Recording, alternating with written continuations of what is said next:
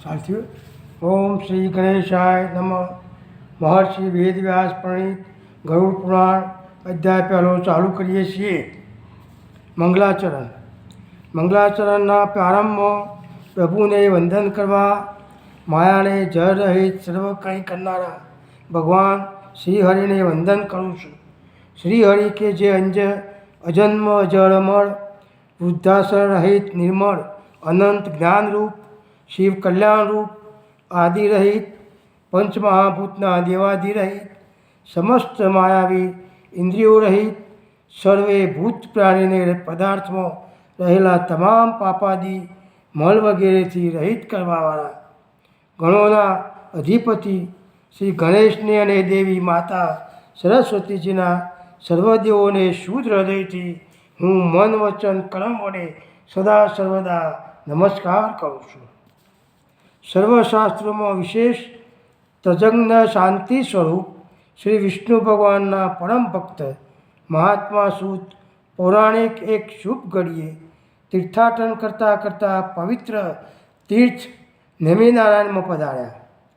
तेओ शुभ आसने बिराजीने निष्पाप भगवान विष्णुનું ध्यान करता હતા।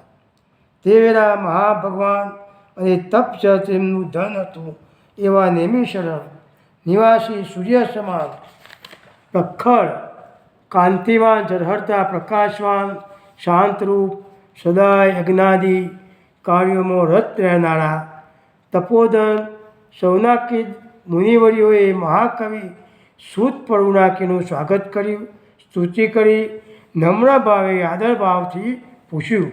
શંકાદિક બોલ્યા, હે મહાત્મા સૂતજી, તમે સર્વજ્ઞ છો, તેથી અમે તમારી પાસે કંઈ જ્ઞાન પ્રાપ્ત કરવા ઈચ્છીએ છીએ। તમે કહો કે સર્વદેવોમાં કયા દેવતા સાચા ખરેખર ઈશ્વર છે? તેમનામાંથી કયા દેવના સૌના સ્વામીને વિશેષ પૂજન પૂજ્યયોગ છે? કયા ઈશ્વરનું નિરંતર ધ્યાન કરવું ઘટે? આ સમસ્ત વિશ્વના સર્જનહાર કયા દેવ છે? અખિલ વિશ્વના પાલક તથા સંહારક કયા દેવ છે? કયા દેવથી જગતમાં ધર્મ પાલન થાય છે? કયા દેવ દુષ્ટો પાપીઓની વિનાશ કરે છે? એમ કરનાર દેવનું સ્વરૂપ કયું છે? જગતની સૃષ્ટિ સળંગ કયા પ્રકારે બનાય છે? એ સર્વોપરી ભગવાનને કયા યોગ વ્રતથી પ્રસન્ન કરી શકાય? તેના કયા અને કેટલા અવતારો છે? તેમના વંશ આદિની ઉત્પત્તિ કઈ રીતે થાય છે? લોકોના વર્ણાશ્રમ ધર્મનું રક્ષણ કરનાર કોણ છે? એના પાલક અને ચાલક કોણ છે?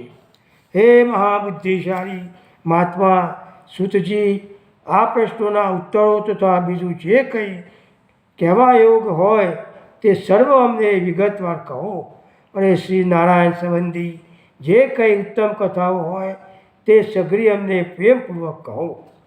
સૂત બોલ્યા, હે તપસ્વી શંકાદિક શિષ્યો, હું તમને શ્રી ગરુડે કહેલ પરમ સારરૂપ ગરુડ પુરાણ કહું છું। તે સારરૂપ હોય ભગવાન શ્રી વિષ્ણુની કથાના આશ્ચર્ય સ્વરૂપ છે। શ્રી ગરુડે એ દેવાધિદેવ એકમાત્ર શ્રી નારાયણ જ છે। તેઓ પરમાત્મા પરબ્રહ્મ છે।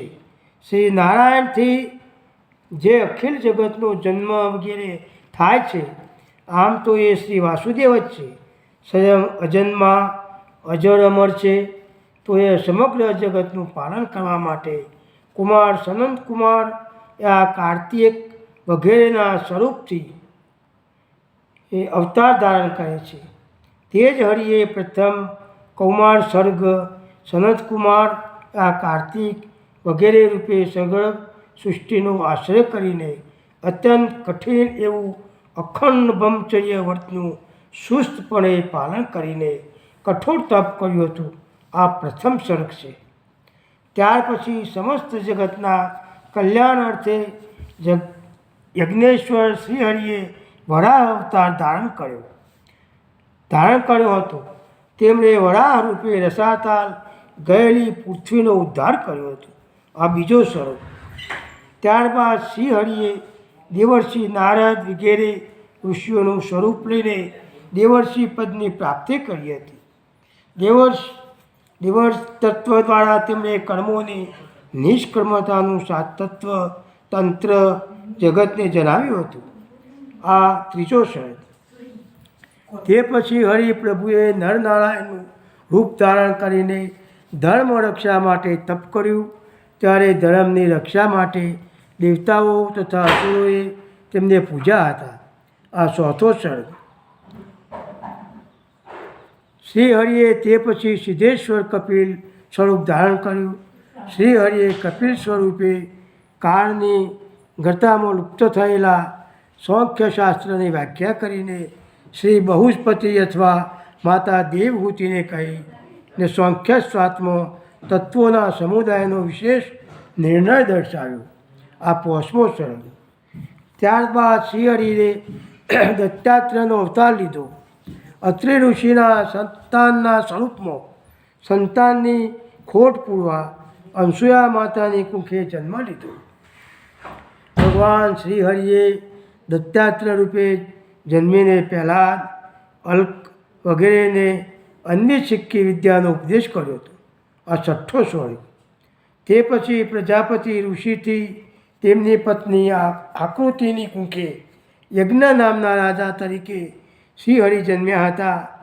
સ્વયંભૂ મન્વંતરમાં સત્ય અમાંતર રૂપે દેવગણો સાથે રહીને યજ્ઞ રાજાએ યજ્ઞો કર્યા હતા. આ સાતમો સર્ગ. ત્યાર પછી નાભિરાજાથી મેરુદેવી નામે પત્નીથી ઋષભદેવ રૂપે મહાપરાક્રમી શ્રી હરિ જન્મ્યા હતા. આ અવતારમાં ભગવાને બધા આશ્રમોના સાધુઓને વેદનીય પરમ ધર્મ પ્રદર્શિત કર્યો હતો. એ આઠમો સર્ગ. પછી ઋષિ મુનિઓએ પ્રાર્થના કરી ત્યારે શ્રી હરિએ પાર્થિવ દેહે પૃથુ રાજા રૂપે જન્મ્યા હતા. આ અવતારમાં પૃથ્વીમાંથી મહાઔષધિઓ રૂપ દૂધ દોહી પૃથ્વી રૂપે હરિએ બ્રાહ્મણો સહિત સર્વ પ્રજાઓને જીવાડ્યા હતા. આ નવમો સર્ગ.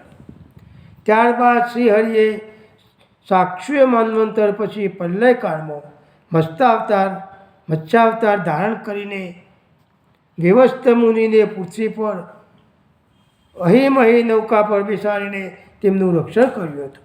આ દસમો સર્ગ. તે પછી દેવતાઓ અને અસુરો જ્યારે સમુદ્ર મંથન કરી રહ્યા હતા ત્યારે શ્રી હરિએ કાચબાનું કમંઠનું સ્વરૂપ ધારણ કરીને પર્વત શ્રેષ્ઠ મંદરાચય પર્વતને પોતાની પીઠ પર ધારણ કર્યો હતો. આ 11મો સર્ગ. ત્યાર પછી શ્રી હરિએ ધન્વંતરી અવતાર લીધો હતો. આ 12મો સર્ગ. પછી હરિએ પરમ સુંદરી મોહિની અવતાર લઈને સ્ત્રી સ્વરૂપે પોતાના લાવ્યાનાથી દૈત્યો વગેરેને મોહિત કર્યા હતા અને દેવતાઓને શુદ્ધામૃત પાન કરાવીને પુષ્ટ કર્યા હતા. દેવોને અજરમર કર્યા હતા. આ 13મો સર્ગ. શ્રી હરિએ પછી નરસિંહ અવતાર લીધો. નર અને સિંહના સ્વરૂપે અતિ બલિષ્ઠ દૈત્ય હિરણ્યકશિપુને પોતાના હાથના તીક્ષ્ણ નળ વડે જે પ્રમાણે સાદડી ગૂંથનાર એરકા ઘાસને ચીરી નાખે તે રીતે ચીરી નાખ્યો હતો. આ 14મો સર્ગ. પછી શ્રી હરિએ વામન બટુક અવતાર લીધો. વામન સ્વરૂપ શ્રી હરિ બલિરાજાના યજ્ઞમાં ગયા હતા. યજ્ઞમાં જઈને ભગવાને બલિરાજાની પાસે માત્ર 3 પગલો પૃથ્વી દાન માગ્યું હતું.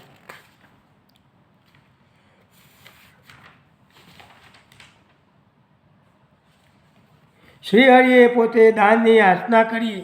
બલિરાજાએ 3 પગલો પૃથ્વીનું દાન આપતો વામન સ્વરૂપ ભગવાને 3 જ પગલોમાં સમગ્ર ત્રિલોકને માપી લીધું. સ્વર્ગ મેળવી લીધું. આ 15મો સર્ગ. ત્યારબાદ શ્રી હરિએ પરશુરામનો અવતાર ધારણ કર્યો. આ અવતારમાં તેમણે જોયું કે બ્રાહ્મણોનો રાજાઓ દ્રોહ કરતા થઈ ગયા છે, ધર્મ નીતિનું પાલન કરતા નથી. આથી પરશુરામ અત્યંત ક્રોધિત થયા. તેમણે સમસ્ત પૃથ્વીને નક્ષત્રી કરવાનો દ્રઢ સંકલ્પ કર્યો. કોપિત થયેલા શ્રી હરિ ભગવાને 21 વખત ન ક્ષત્રિયહીન નક્ષત્ર કરી હતી આ 16મો સર્ગ. પછી શ્રીહરિએ મુનિશ્રી પરાશરથી તેમના ધીવર પત્ની સત્યવતીની કુંખે વ્યાસ રૂપે અવતાર ધારણ કર્યો હતો. વ્યાસ મુનિએ કળિયુગમાં પ્રજાને અલ્પબુદ્ધિવાળી જોઈને વેદની જુદી જુદી શાખાઓની રચના કરી હતી. આ 17મો સર્ગ. ત્યારબાદ શ્રીહરિ દેવોના કાર્યો સિદ્ધ કરીને ઈચ્છાથી શ્રી રામચંદ્ર સ્વરૂપે રાજા થયા. તેમણે સમુદ્ર પર સેતુ બાંધીને લંકા પર ચઢાઈ કરી રાવણનો વધ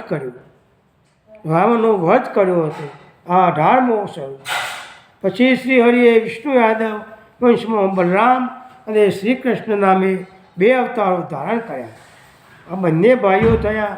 ભગવાન શ્રી કૃષ્ણે પૃથ્વી પરથી પાપી અને અધર્મનો નાશ કરવા માટે પાપીઓ તથા રાક્ષસોનો સંહાર કરી ધરતીનો ભાર હલકો કર્યો હતો. આ 19મો અને 20મો સર્ગ. ત્યારબાદ કળિયુગની સંધ્યાના અંતવેળા દેવશત્રુઓને મોહિત કરવા માટે કિક્કટ દેશમાં બુધ નામે જૈન પુત્ર તરીકે 23મા અવતારમાં શ્રીહરિ પ્રગટે છે.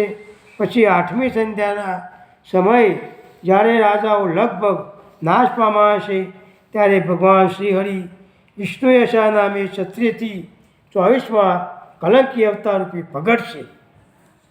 24મો કલંકી અવતાર થશે. હે બ્રાહ્મણો, આ ઉપર જણાવેલા 24 અવતારો મુખ્ય છે. અલબત્ત સત્વનિધિ શ્રીહરિના અનેક અવતારો છે. બાકીના મનુ, વેદિત વગેરે અન્ય અવતારો ભગવાન શ્રીહરિ વિષ્ણુને કલ્પારૂપે ગણાય છે.